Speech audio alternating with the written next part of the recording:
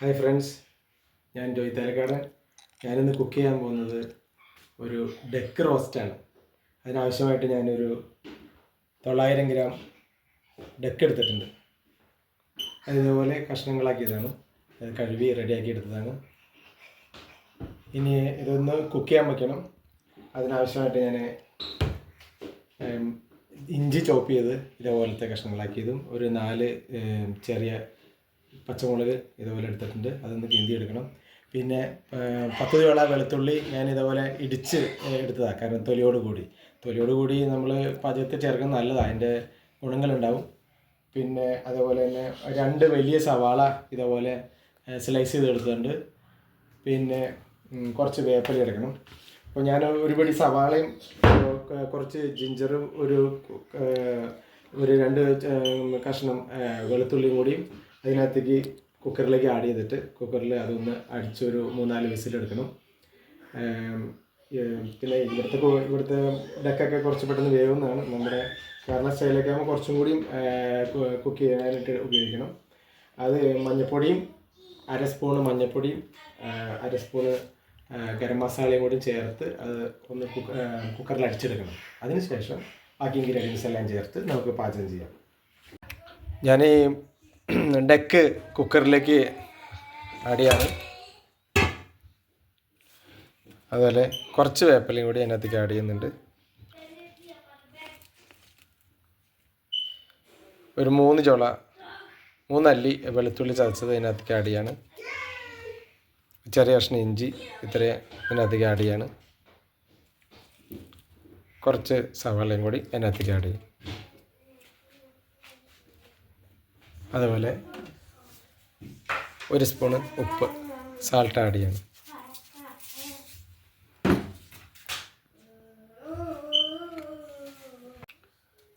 അര ടീസ്പൂണ് ഗരം മസാല പൊടിച്ചത് കുക്കറിലേക്ക് ആഡ് ചെയ്യണം. 1/2 സ്പൂണ് മഞ്ഞൾപ്പൊടി കുക്കറിലേക്ക് ആഡ് ചെയ്യണം. ഇതൊന്ന് ഇളക്കി കുക്കറിൽ വെച്ച് അടിക്കാം. ഇത് കുക്ക് ചെയ്യാനായിട്ട് ഇതിൻ്റെ മസാല റെഡിയാക്കാനായിട്ട് ഞാനൊരു പാൻ വെച്ച പാനിലേക്ക് ഓയിൽ ആഡ് ചെയ്ത് കൊടുക്കുകയാണ്. ഏതെങ്കിലും ഓയിൽ ആഡ് ചെയ്ത് കൊടുക്കാം. നമുക്ക് കോക്കനട്ടോ ഇത് ഓയിൽ ആഡ് ചെയ്ത് എടുത്തിട്ട് നമുക്ക് സ്റ്റാർട്ട് ചെയ്യാം. ഇതിനകത്തേക്ക് ചോപ്പ് ചെയ്ത് വെച്ചേക്കണ ജിഞ്ചർ, ചതച്ച് വെച്ച ഗാർലിക്, അതുപോലെ പച്ചമുളക് ആഡ് ചെയ്യാണ്.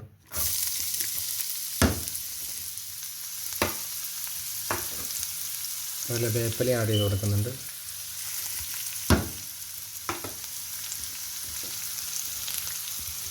അതോടൊപ്പം തന്നെ സവാള അരിഞ്ഞു വെച്ചതും ഞാൻ ആഡ് ചെയ്യുന്നുണ്ട്.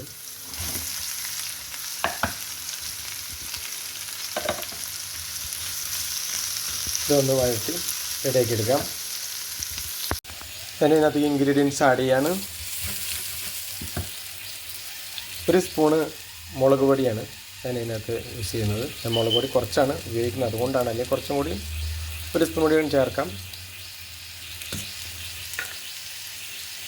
3 സ്പൂണ് മല്ലിപ്പൊടി, കൊറിയാണ്ടർ പൗഡർ,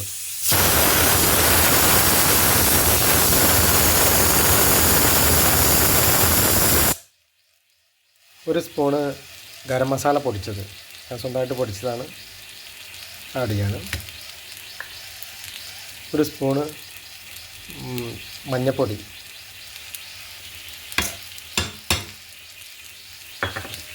1/2 സ്പൂണ് സാൾട്ട്, ഉപ്പ്.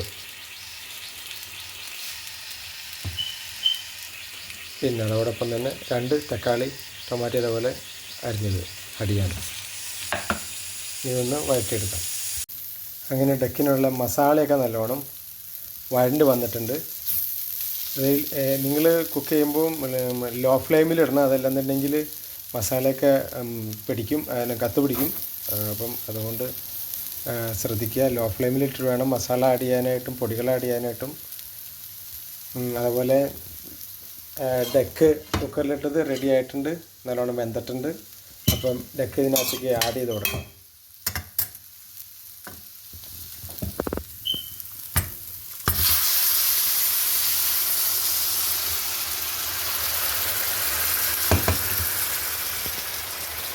ഞാൻ ഡെക്ക് ബോയിൽ ചെയ്യാനായിട്ട് 1/2 ഗ്ലാസ് വാട്ടർ ആഡ് ചെയ്തിട്ടുണ്ട്. കാരണം എന്ന് വെച്ച് കഴിഞ്ഞാൽ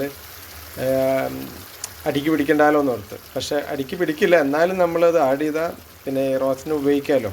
ഫ്രൈക്കൊക്കെ ആണെങ്കിൽ അതിനകത്ത് നിന്ന് കോരി എടുത്താൽ മതി. അപ്പോൾ അതിൻ്റെ ഡെക്കിൻ്റെ ബോയിൽ ചെയ്തതിൻ്റെ വാട്ടറും എല്ലാം കൂടി ഇവിടെ ഇതിനകത്ത് ആഡ് ചെയ്തിട്ടുണ്ട്. ഇതൊന്ന് വഴറ്റി റെഡിയാക്കി എടുക്കാം. ഡെക്ക് റോസ്റ്റ് അങ്ങനെ റെഡി ആയിക്കൊണ്ടിരിക്കുകയാണ്. ഞാൻ ഡെക്ക് റോസ്റ്റിനകത്തേക്ക് ഒരു 1/2 ടീസ്പൂണ് കുരുമുളക് പൊടി പൊടിച്ചത് ആഡ് ചെയ്യുകയാണ് ഇതിനകത്തേക്ക്. കാരണം എനിക്ക് 1 സ്പൂൺ ചേർക്കണമെന്ന് ആഗ്രഹമുണ്ട്, പക്ഷേ എരിവ് ഒരുപാട് പറ്റുന്നില്ല. അതാ അപ്പോൾ ഓൾറെഡി 4 ഗ്രീൻ ചില്ലിയും 1 സ്പൂണ് മുളക് പൊടിയും കൂടി ആഡ് ചെയ്തിട്ടുണ്ട്. പക്ഷെ നിങ്ങളൊക്കെ ഉണ്ടാക്കുന്നെങ്കിൽ അതനുസരിച്ച് കൂടുതൽ ആഡ് ചെയ്യണം. കാരണം അപ്പം നിങ്ങൾക്ക് എരിവ് കൂടുതൽ ആവശ്യമുള്ളവർക്കാണെങ്കിൽ അതുപോലെ കൂടുതൽ ആഡ് ചെയ്യുകയാണെങ്കിൽ ഗ്രീൻ ചില്ലിയും മുളക് പൊടിയും അതുപോലെ എല്ലാം കുറച്ചുകൂടി കൂടുതൽ ആഡ് ചെയ്യുകയാണെങ്കിൽ കുറച്ചുകൂടി ടേസ്റ്റ് മീൻസ് എരിവ് കൂടുതലുണ്ടാവും, പിന്നെ കുറച്ചുകൂടി കളറും ഉണ്ടാവും. പിന്നെ ഞാൻ ഇതിനകത്തേക്ക് ഒരു ഗരം മസാല പൊടിച്ചത് 1/2 സ്പൂണ് റെഡി ആവാറാകുമ്പോൾ ഇതിൻ്റെ മുകളിൽ ആഡ് ചെയ്ത് കൊടുത്താൽ കുറച്ചൊരു ടേസ്റ്റ് കിട്ടും. അപ്പോൾ ഞാൻ ആഡ് ചെയ്ത് കൊടുക്കുകയാണ്.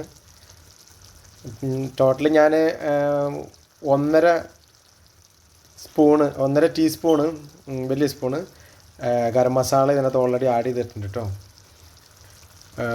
ഒരു 1.5 സ്പൂണ് 2 സ്പൂണ് മുളക് പൊടിയും